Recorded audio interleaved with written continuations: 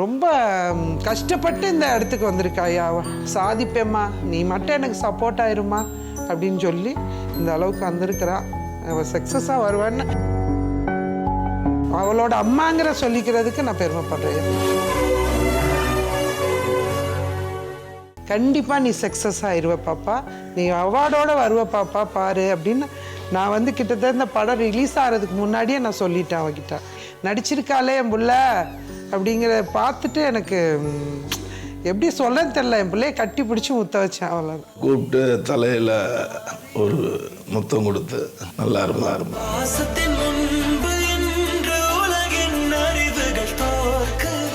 Thank you so much. என்ன சொல்